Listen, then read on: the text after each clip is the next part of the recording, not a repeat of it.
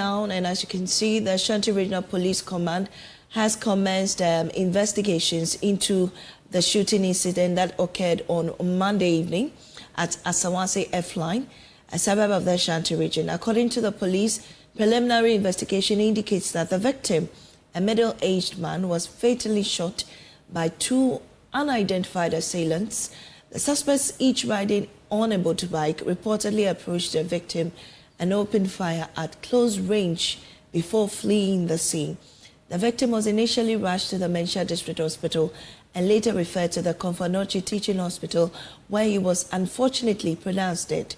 His body has since been deposited at the Ebenezer Mortuary in Tafo for autopsy.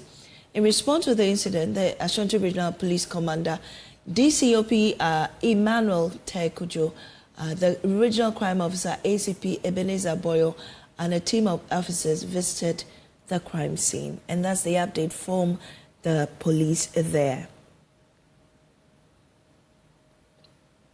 It also says that during the inspection, 2 empty shells suspected to be from an AK-47 assault rifle were recovered and documented. Now, the Regional Police Commander assures the public that every effort is being made to identify and apprehend the perpetrators of the heinous crime, and is urging the public to remain calm and wishes to call on anyone with relevant information to contact the nearest station or call emergency lines 191, 18555 and 112. And that's been signed by the Superintendent of Police, Deputy Superintendent of Police, Godwin Ahianyo, who is also the Public Affairs Head of the Ashanti Regional Police. My colleague Nana Boachi-Yadom is there live for us. Nana, what more can you report on this incident? We are live at the Asawase F-line, where the unfortunate incident occurred last night at around 8 p.m. where some 2 assailants unfortunately shot the Kusasi chief to his unfortunate death. This individual that we are talking about is apparently the deputy Kusasi chief of the Ashanti region, and unfortunately yesterday, while making rounds around the F-line area where his residence is, he met 2 individuals on a motorbike, one who suspected to have an AK-47 rifle, who released gunshots on him, and then he was sent to the Mencha Hospital, later sent to the Komfanochi Teaching Hospital, where he was pronounced dead. This morning, we have some youth and other sympathizers who've gathered at a school park over here, just around the F-line area, where mourners and then other supporters of this person who is no more have gathered to pay sympathy and tribute to the family. We've had the Interior Minister already released a statement condemning the incident and then wishing the family well. We've had the Ghana Police Service who've been here since morning. Huge security, I must say, from the very junction that leads you into this very place. There's huge security guarding the area to make sure that things do not escalate, because there's clear tension amongst the youth who do not seem to be happy with what has transpired overnight. And also, we've had the Ghana Police Service, just as I indicated earlier, coming to give assurance that investigations are underway. They've made some form of arrest so far. They've not made any form of arrest so far, but then they've assured the family that they are going to bring the perpetrators to book. They're still guarding the area to make sure that they keep the place very, very safe. We can see from the camera shots, we pan a little bit for you to have a clear shot of what is happening over here. There's clear meeting ongoing by family members, relatives who've gathered here. Some of them unhappy. The family are in corridors, engaging with each other and then making sure that they sympathize with each other. I have with me the chairman of the Kusasi Chiefs Association in the Ashanti region here with me, and he's going to tell us what transpired so far.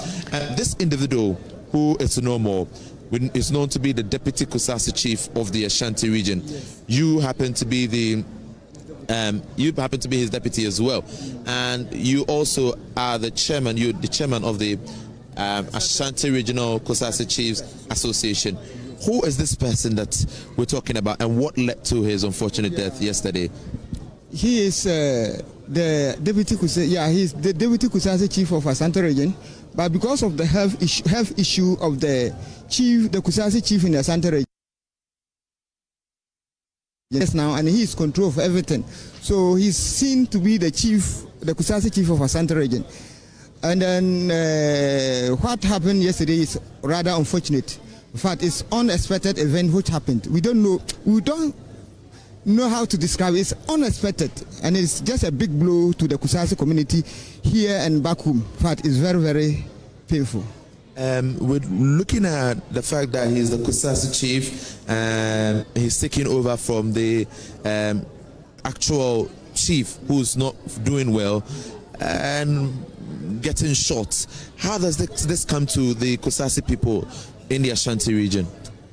It's very painful. It's very painful, but it's very painful. So that's why we are pleading to the securities concerned, and then the Minister of Interior, since he has already released a statement, they should do all that they can do to let us have justice, because it has ever happened. This is about 6 times that these people have ambushed and killed our people down here. So we are seeking for a proper justice.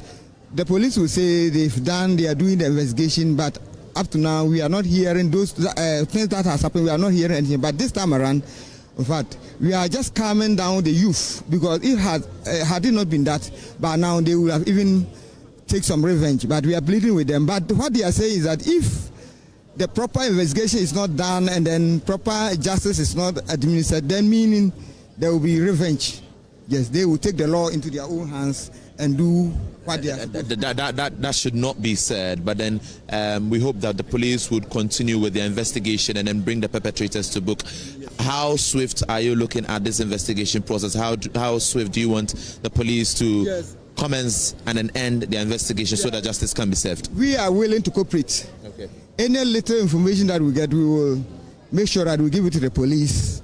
We will put our ears down and pick any intelligence, anything that will come across will be given to the police.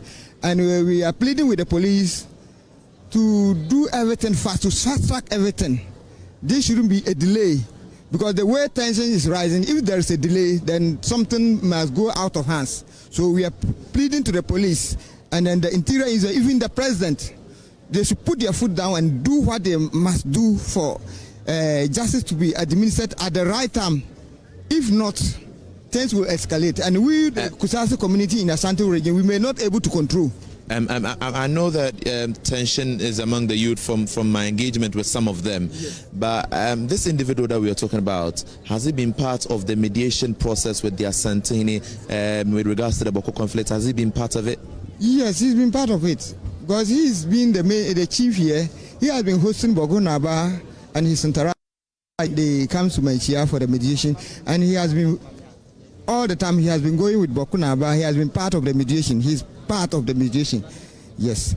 And then more, he's not only the chief in Ashanti region here. About less than 3 months ago, he was in skin as the cardinal of the Boko, one of the Kusak traditional area. That's Kwad. So he was in skin there as a divisional chief. So in fact, it's a big blow to we the chiefs here, and then we the Kusak community here, and then back at home. Okay, what's your name? Naba Williams Somdego.